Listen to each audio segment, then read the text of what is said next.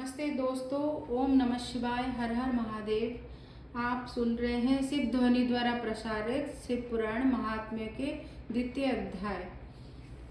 शिव पुराण के श्रवण से देवराज को शिवलोक की प्राप्ति कैसे हुए, आज हम जानेंगे।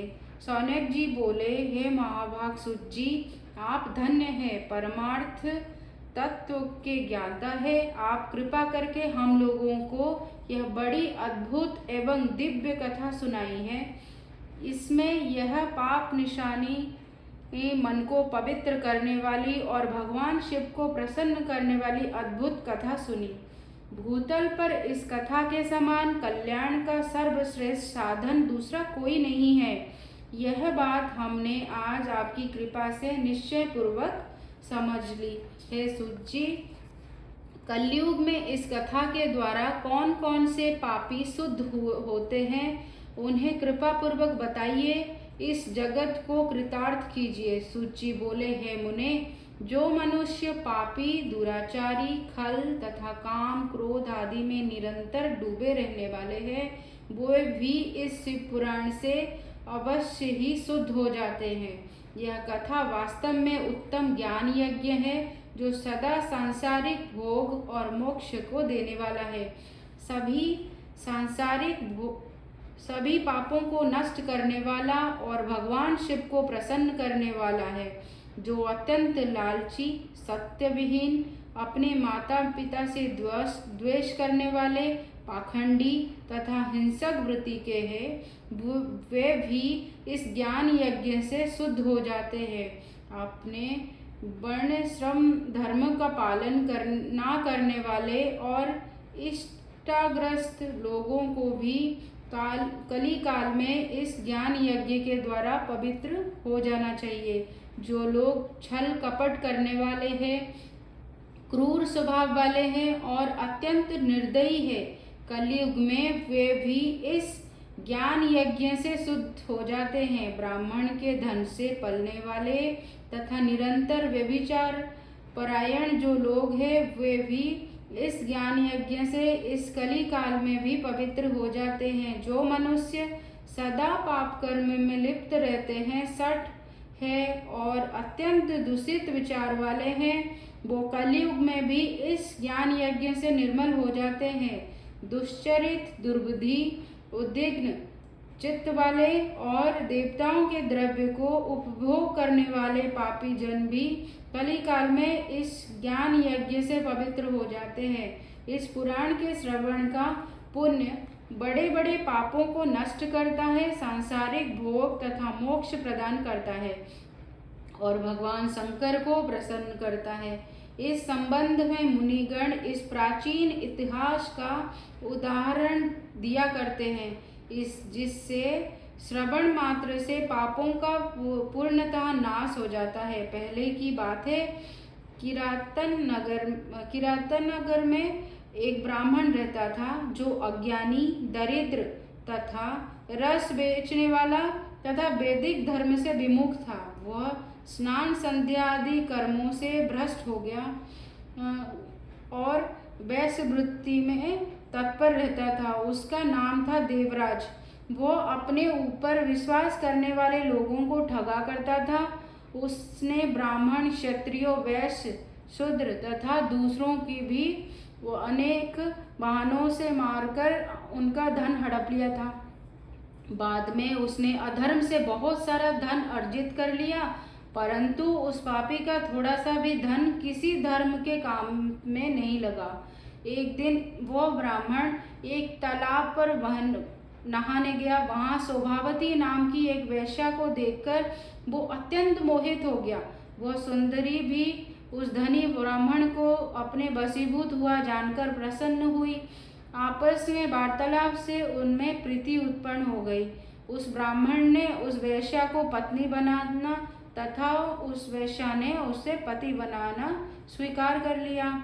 इस प्रकार कामवश होकर वे दोनों बहुत समय तक विहार करने लगे। बैठने, सोने, खाने पीने तथा क्रीड़ा में वे दोनों निरंतर पति पत्नी की तरह व्यवहार करने लगे। अपने माता पिता तथा पत्नी के बार बार रोकने पर भी पाप कृत्य में संलग्न वो ब्राह्मण उनकी बात नहीं मानता था। एक दिन रात्रि में उस दुष्ट ने ईर्ष्यावश अपने सोए हुए माता पिता और पत्नी को मार डाला और उनका सारा धन ले लिया। वेश्या में आसक्त चित्त वाले उस कामी ने अपना और पिता आदि का सारा धन उस वेश्या को दे दिया। वो पापी अवक्ष भक्षण तथा मद्यपान करने लगा। वो नीच ब्राह्मण उस वेश्या के साथ एक ही पात्र में सदा झूठा भोजन करने लगा। एक दिन घूमता घामता वो देवयोग से प्रतिनिष्ठानपुर झूसी प्रयाग में जा पहुंचा। वहां उसने एक शिवालय देखा जहां बहुत से साधु महात्मा एकत्र हुए थे। देवराज उस शिवालय में ठहर गया और वहां उस ब्राह्मण को ज्वर आ गया। उस ज्वर से उसको बहुत ही पीड़ा होने लगी। वहां एक ब्राह्मण देवता शिव पुराण की कथा सुन रहे थे। ज्वर में पड़ा हुआ देवराज ब्राह्मणों के मुखारबिंद से निकली हुई उस शिव कथा को निरंतर सुनता रहा। एक मास के बाद वह ज्वर से अत्यंत पीड़ित होकर चल बसा। यमराज के दूत आए और उसे पासों में बांधकर बलपूर्वक यमपुरी में ले गए। इतने में ही शिवलोक से भगवान शिव के पार्षदगण आ गए। उनके और अंग कर्पूर के समान उज्ज्वल थे, हाथ त्रिशूल से सुशोभित थे। उनके संपूर्ण अंग भस्म से उद्भासित थे और रुद्राक्ष की मालाएं उनके शरीर में शोभा बढ़ा रही थी।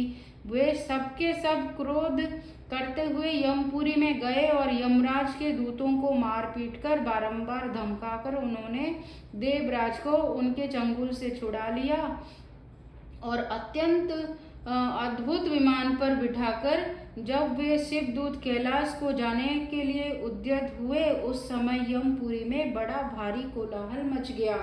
उस कोलाहल को सुनकर धर्मराज अपने भवन से बाहर आए। साक्षात दूसरे रुद्रों के समान प्रतीत होने वाले उन चारों दूतों को देखकर धर्मज्ञ धर्मराज ने उनका विधि पूर्वक पूजन किया। यम ने ज्ञान दृष्टि से देखकर सारा वृत्तांत जान लिया। उन्होंने भय के कारण भगवान शिव के उन महात्माओं के दूतों से कोई बात नहीं पूछी। यमराज से पूजित तथा प्रार्थित होकर वे शिवदूत कैलाश को चले गए और उन्होंने उस ब्राह्मण को दया सागर शाम शिव को दे दिया।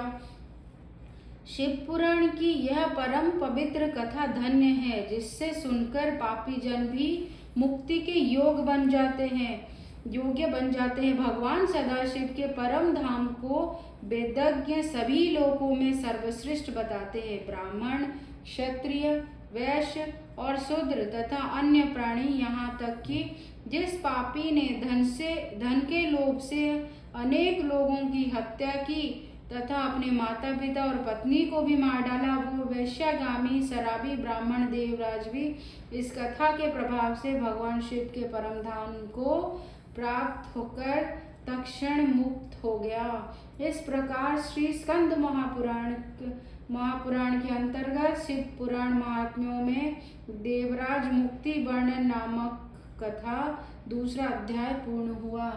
आगे देखने के लिए मेरे चैनल को लाइक, शेयर एंड सब्सक्राइब कीजिए। धन्यवाद।